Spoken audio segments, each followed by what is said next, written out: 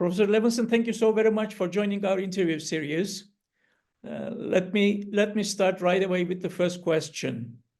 How do you perceive the influence of high-tech oligarchs such as Elon Musk on the digital public sphere? Does the concentration of digital platforms in the hands of a few individuals pose a unique threat to democratic discourse? Let me answer the second part of your question first. Everything that's new in communications can be threatening to a democratic society. But so far, in our history, that is the history of the United States, but also the history of any democracy, by and large, new forms of communication have always helped democracy and, in fact, have undermined dictatorships and autocracies and oligarchies. As a matter of fact, an excellent example that I always cite is the group in Germany. I think they were called the White Rose or the Red Rose. I can never quite remember their name. This was during World War II, and it was a group of college students who used a very primitive Xerox machine to basically get out the truth to the German public during World War II about what the Nazis were doing. And that always impressed me. And then, of course, in the last decade or so of the Soviet Union in the 1980s, there was Samizdat video, as it was called. It was a primitive video piece of equipment back then, certainly compared to what we have now. But it also helped undermine the autocracy of the Soviet regime, even under Gorbachev, who was probably the most enlightened of the Soviet leaders. So with that in mind, although I'm always concerned, as I said, about new technologies, I don't think that social media are providing some kind of insurmountable threat to democracy. I think, in fact, it's cutting both ways. It's both enabling lies and fascism and people not finding out the truth, which is at the heart of the fascistic impulse and political system. But at the same time, social media are still providing a unique way for anyone to get the truth out. And so far, to get to Elon Musk, and we can look at Facebook, even with people who are billionaires and have unprecedented control over the social media, that still has not prevented the democratic impulse from expressing itself through social media. Right. How do you address concerns about the unchecked power of tech companies to shape public discourse, especially when their decisions significantly influence political narratives? In what ways do algorithms on social media platforms amplify populist narratives, and how much responsibility should platform owners like Musk take for the political polarization that these technologies can create? Well, first of all, we've heard a lot about algorithms and, of course, even more recently, AI. And here also, I think their negative impact is overrated. What algorithms are certainly good for, and this goes back to the 2016 election here in the United States, where Facebook was able to give Cambridge Analytica a literal breakdown of what people on Facebook were sharing, what they were liking, what they were saying. This enabled the Trump campaign, who actually they were ahead of the Democrats in being savvy to the value of this, and it enabled the Trump campaign to tailor the ads they placed on Facebook so they weren't wasted on someone like me who wouldn't have voted for Trump, whatever the ads were, because I knew him for what he was. So what this did is it cut through one of the weaknesses of traditional advertising, in which you put an ad on television or in a newspaper or on a billboard, and you have no idea who is going to look at it. So a lot of that ad money is wasted because people who in no way are going to be influenced by that ad are looking at it, and that's what the advertiser is in part paying for. So in that sense, the algorithms back then, that is 2016, which enabled Facebook to get that data, those are something that should be controlled and have been controlled here in the United States to some extent by the Federal Trade Commission, and preventing social media from selling their data like that is something I think that's an extremely important thing to do. It in no way interferes with free speech or the First Amendment here. As far as, though, algorithms in terms of spreading disinformation and things like that, it's not the algorithms that are to blame. It's the disinformation in the first place. And I think we can and should talk about what can we do about disinformation on Twitter, now known as X, of course, and other social media. And here, let me just sort of introduce an important concept, at least to me. Here in the United States, the First Amendment never was intended, and in fact cannot be used as a way of allowing criminal communication, because it's still a crime. In other words, if there is a group on some social media system and they're planning to rob a bank or kidnap somebody or murder someone, that communication is not protected. And with due cause, it's not protected because the government has an interest in preventing crimes before they happen. And so the question really is, what are the algorithms spreading? If they are spreading, for example, disinformation, deliberate lies about COVID, and that results in the death of people, well, to me, that's a crime and that needs to be stopped. But if it's spreading something like, oh, we love Donald Trump, he's such a great president, was such a great president, even though I drastically disagree with that, I think it's okay. And, that's basically, again, part of the democratic system. Right. Do you believe governments or international bodies should regulate high-tech oligarchs to prevent potential misuse of their platforms from political manipulation? If so, what should such regulations prioritize? Okay, this is another central topic, and this topic really is, what's worse, corporations, oligarchs that have an enormous amount of power, which they do, which is worse, that or governments regulating them?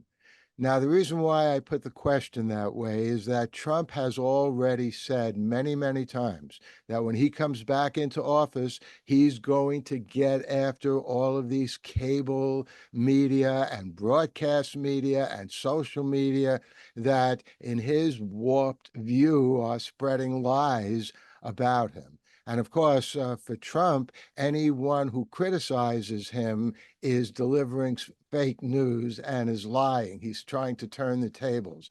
So the difference, though, between the power being in the government versus the power being in huge corporations and in the hands of billionaires like Elon Musk, the difference is the government has a military force.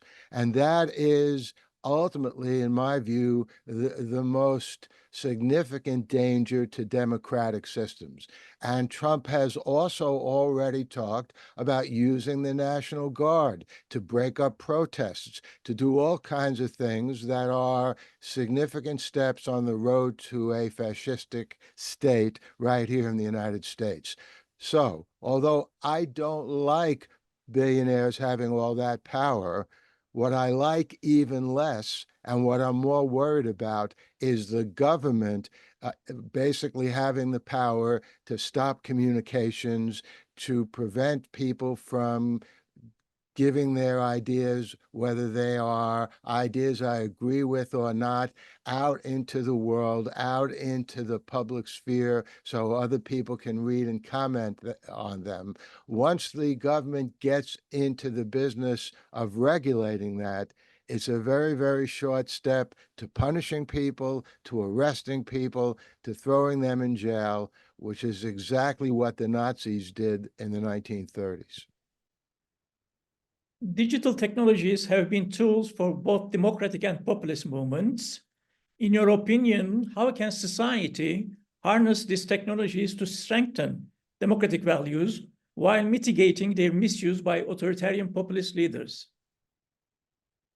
Well, this is also a very, very long-standing issue. John Milton dealt with it, 600 years ago, in his Areopagitica tract, in which he said you have to keep the marketplace of ideas open, and then people can have truth and falsity in that same marketplace, and that makes it easier or even possible for people to identify the truth and identify the lies and falsity. Once you start regulating what can get into that market, the government or anyone who's trying to regulate it could well make a mistake or even deliberately keep out the truth and say it's false and then prevent people from making a rational decision. And again, that's what fascists do. They try to control what's out there in the realm, the public sphere, and by keeping the truth out of the public sphere, they're able to masquerade as presenting the truth when they're just presenting lies. And much more recently than John Milton, here in the United States, one of the greatest Supreme Court justices in history, Louis Brandeis, who was so important they named a university after him here in Massachusetts, Brandeis University. What he used to say is the best way of combating a lie is not to suppress it. It is to present it with the truth. And that's the way you can destroy the lie, because most people are rational. Of course, some people are hopeless. It doesn't matter what you say to them. They're never going to change their mind. But, I tend to believe, I'm an optimist, most human beings are rational.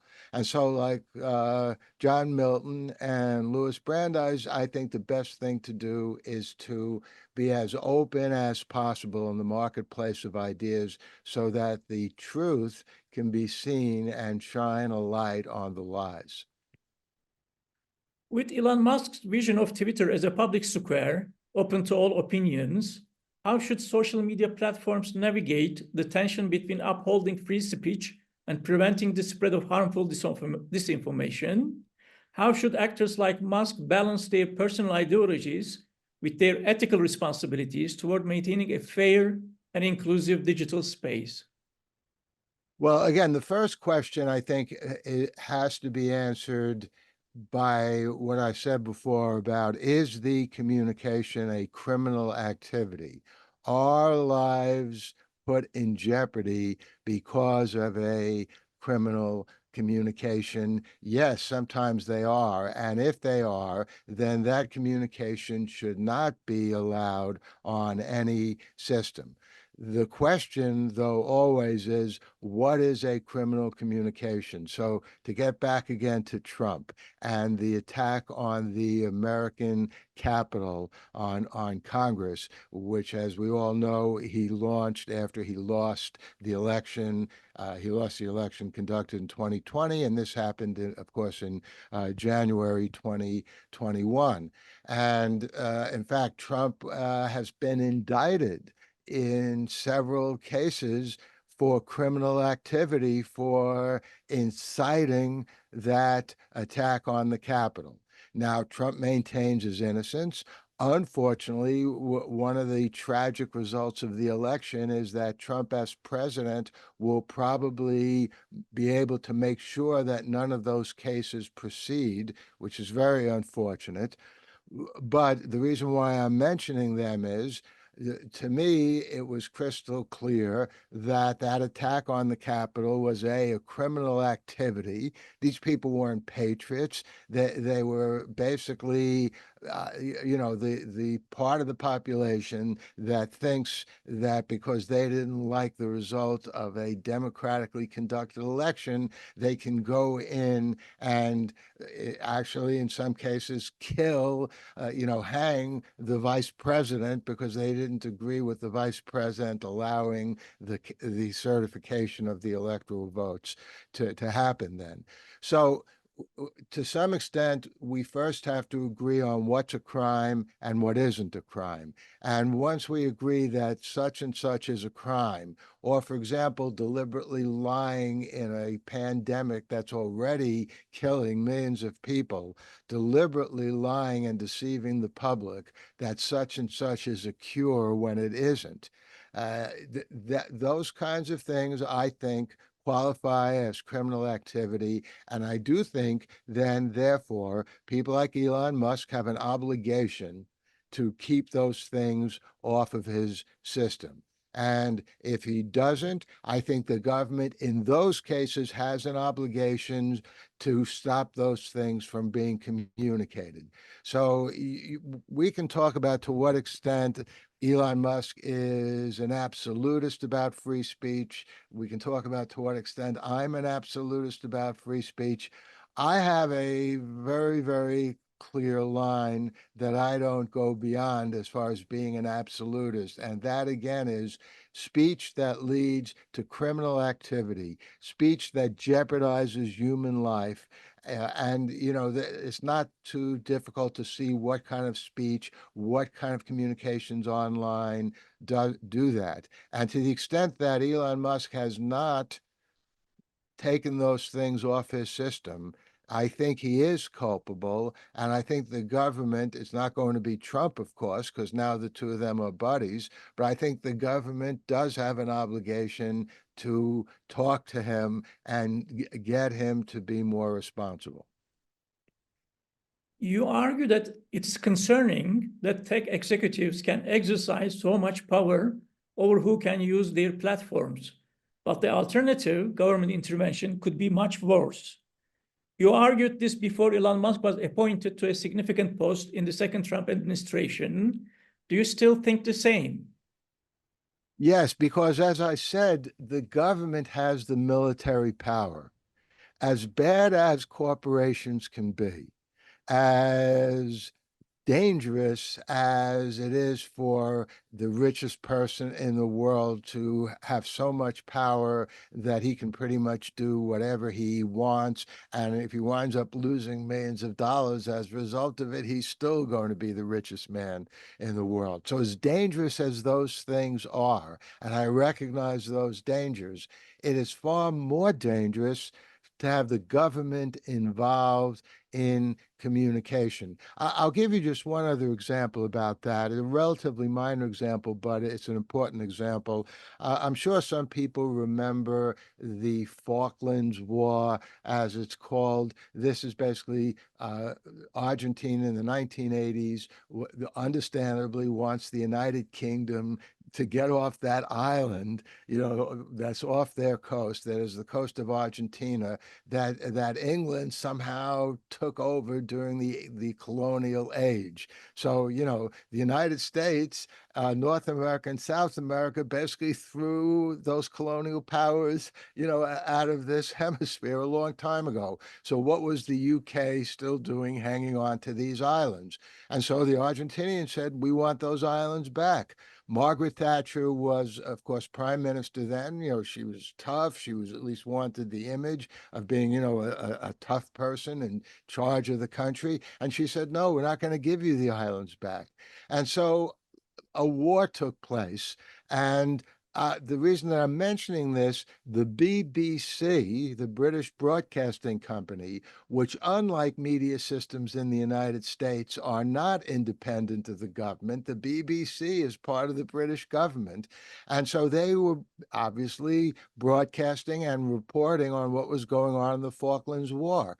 And there was a time one day when the Argentinians inflicted some pretty severe damage on the British expeditionary force that was there in the Falklands. And the British government under Margaret Thatcher didn't want the British people to know about that. They thought it would aggravate them. So they told the BBC, don't broadcast that, don't report on that. So you can see the awesome power of government right there. They have the power, even in a democracy, in the United Kingdom, to basically tell the major broadcasting don't broadcast that.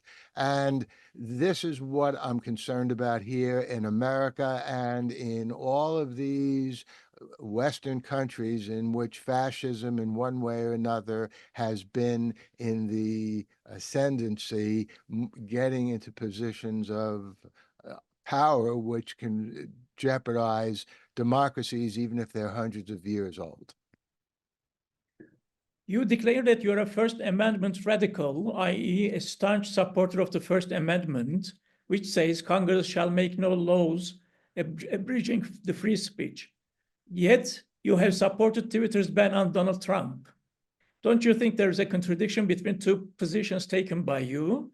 Where should the ethical line be drawn for social media platforms when balancing freedom of expression with the risk of harm caused by certain types of speech? Okay, well, first of all, I like to draw a distinction between the First Amendment itself and what I call the spirit of the First Amendment. So, what the First Amendment says is Congress shall make no law abridging freedom of speech or the press. And then through the 14th Amendment, which was enacted after the Civil War here in the United States in the 1800s, the block on the federal government from interfering with communication was extended to state governments and, in general, municipalities, including cities. So the Supreme Court over the years has correctly ruled that no government can interfere with communications, again, unless they are on behalf of some kind of criminal activity. So that's the First Amendment. When you have a situation, for example, like the Grammy Awards, and the Grammy Awards, they are given for the best music in a given year, and it's on an American television station like CBS, or it could be another broadcast medium, and you have a rap artist who's up there performing. And of course, as we all know, in rap music, there's a lot of cursing, a lot of vulgarity. And you're watching this program on television, and the rap artist is singing, talking the points, and you hear bleeps, bleep, beep, you can't even hear it. So what's going on there? Well, CBS is bleeping that because they are afraid that maybe some of their sponsors won't like it. They're afraid that here in the United States, the Federal Communications Commission, the FCC, will say we're not going to renew your license. By the way, I think the FCC is unconstitutional because it violates the First Amendment. It's a governmental agency. So, but nonetheless, CBS, even though I think that's a very cowardly thing to do, to bleep the rap artist, they're not violating the First Amendment. They're violating the spirit of the First Amendment because CBS is not the government. And back when Elon Musk was doing these things on X, he wasn't a part of the government either. And even before that, when the people who previously owned Twitter indeed did basically ban Donald Trump from the system because they correctly thought that his tweets helped instigate that attack on the Capitol in January 2021. I think that they were right to do that for the reasons I just previously said, because that was a criminal activity.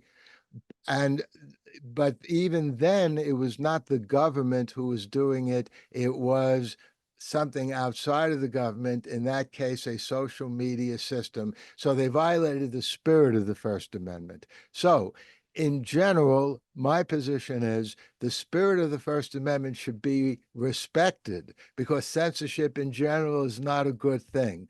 But violating the spirit of the First Amendment is not in the same league as violating the First Amendment per se. So again, what would be an example of violating the First Amendment? When Richard Nixon, when he was president, said to the New York Times and the Washington Post, you can't publish anything about the Pentagon Papers, and certainly not excerpts from the Pentagon Papers. It's going to undermine, my war effort. This is Richard Nixon in Vietnam.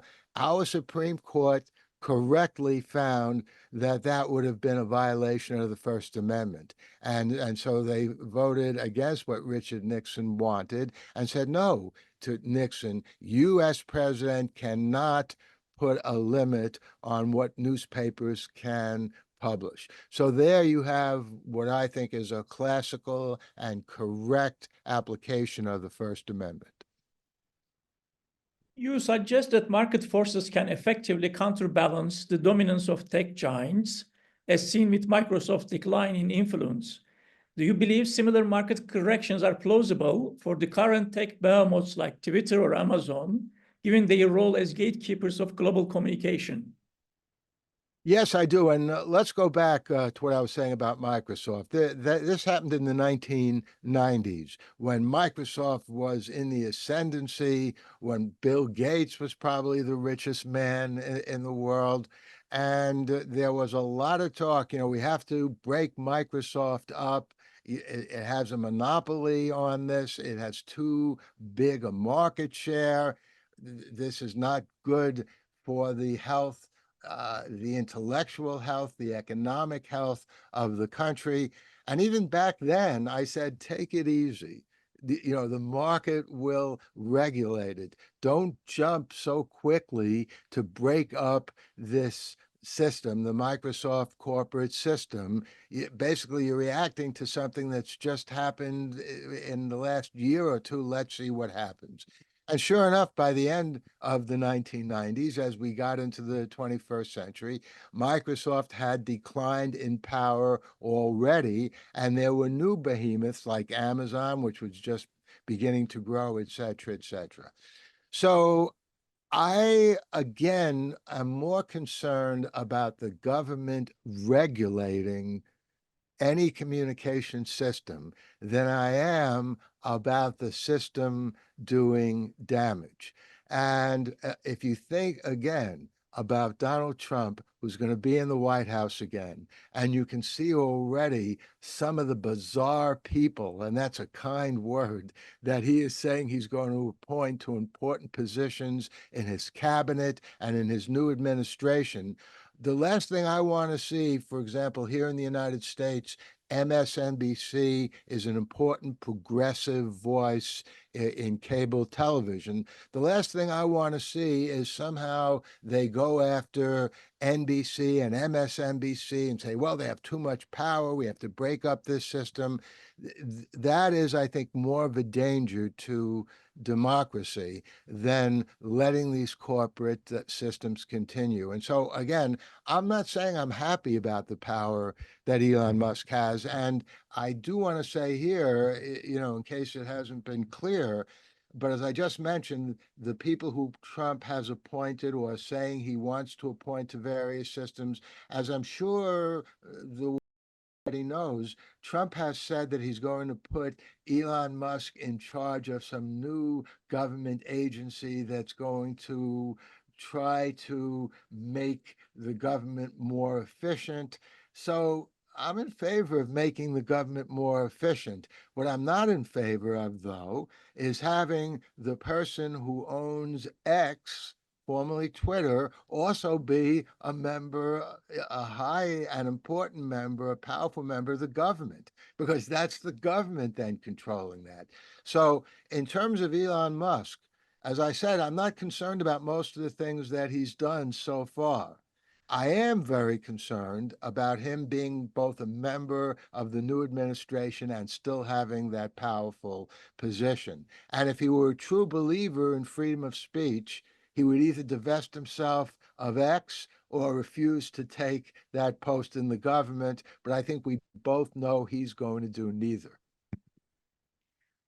You argue that Donald Trump turned the concept of fake news into a tool to undermine legitimate media. What long-term impact do you think this has on public trust in journalism and the democratic process? It's already had a very bad effect. And that's one of the single worst things that Donald Trump has managed to do. And I remember I was watching television, and again, this goes back to January 2021. So back then, back then, Trump, I'm sorry, not 2021. This goes back to January 2017, when Trump had been elected president in the election of 2016. And as president elect, he was giving a news conference here in New York City. And at the end of the news conference, of course, reporters raised their hands to ask questions. And a very prominent reporter from CNN, Jim Acosta, raises his hand. Trump looks at him and says, I'm not going to call on you. You're with CNN, right? You're fake news. And I remember thinking, boy, that's a pretty clever thing that Trump is trying to do. CNN was not in any way spreading fake news. CNN was basically reporting truthfully on things that made Trump look bad. And as far as Trump is concerned, anything that embarrasses him, anything that even criticizes him, is ipso facto fake news. And whoever came up with that idea, maybe Trump did, maybe one of his advisors, it's a brilliant way of undermining attacks on you. Yeah, and it's sort of, Freud talked about projection, Sigmund Freud, that what we do is when we look out at the world and we see someone that we might be disagreeing with, we project what we want to do to them and say, well, they want to do that to us. And, that somehow justifies then what actions we take against them. And it's one of the hallmarks of fascism. It's something that Hitler did. It's something that Stalin did. Stalin called the press the enemy of the people. That's another favorite Trump term. And, of course, in Nazi Germany, back in the 1930s, Joseph Goebbels talked about the Lügenpresse, which is basically the lying press, fake news. And so it amazes me how many people get sucked into that here in the year 2024 and have been doing so for almost the last 10 years, given those lessons that we should have learned from the 1930s. And I guess it just shows you, unfortunately, how ignorant most people are of history. How do you think American people and American institutions will react to second Trump administration? I don't know. And I have to tell you, I am concerned. I think that the United States of America is facing the worst threat to our democracy since the Civil War. And, the election results obviously surprised, stunned a lot of people. I will just say here parenthetically, once again, the polls were off. They said it was going to be a razor close race. Trump didn't win by a landslide, but he won an impressive victory. And even here in New York State, where the Democrats won the state, they won it by a smaller margin than Joe Biden had won it, or even that Hillary Clinton had won it. So, this election that just happened uncovered a major aspect of American life and thought that a lot of people, including me before the election, didn't realize was so powerful and so big. And it greatly concerns me because as you know, and historians well know, it's not as if there had been, even a king in charge in Germany before Hitler arose, or any kind of autocratic system. There was the Weimar Republic, which actually, if you look at their constitution, they were a pretty strong democracy. And the way that fascism takes power is not usually by a coup d'etat, although that might ultimately happen. It's by undermining a democratic system and turning the democratic system on itself. So I think this is a very, very concerning time, and I'm an optimist, so I'm hopeful that somehow the worst won't happen. It just remains to be seen. And lastly, Professor Levinson, there are those very concerned about the future of American democracy under second Trump administration. Some argue that American democratic institutions will not survive the second Trump administration. Where do you stand in this debate?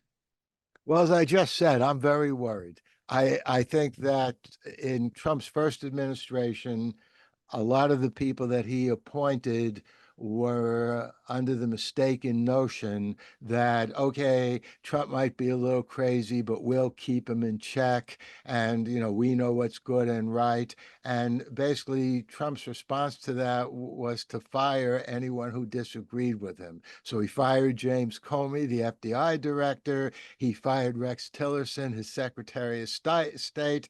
He became famous for firing people on The Apprentice. So this time around, he's being much more careful. The only person that he has appointed who, in my view, is not insane is the person he appointed as Secretary of State, a senator from Florida, Marco Rubio. And I don't agree with his policy, but at least he's not insane. But some of these other people, I wouldn't want to sit down and have a cup of coffee with them, and listen to their gibberish. And yet they're being appointed to important positions. Matt Gaetz is an attorney general. The House of Representatives, which he recently resigned from to take this post as Attorney General, they have just concluded an investigation of him in which it looks like he was involved in sex trafficking, including minors, including, females who are not even, women yet. They were women biologically, but they were children. So, this is, bordering on crazy to appoint someone like that attorney general. And, just about every place you look, Dr. Oz, yes, he is an MD, but basically he hasn't practiced medicine for years. He's basically a television, personality. He's been appointed like head of the CDC or something. I don't even know, or Robert F. Kennedy Jr. Yes, he's Robert F. Kennedy's son, but he's totally against vaccinations. In other words, he's totally against what saved millions of lives in the COVID epidemic. So what is Trump doing? He appoints him to be the Secretary of Health in the United States, the highest position in terms of health administration in the United States.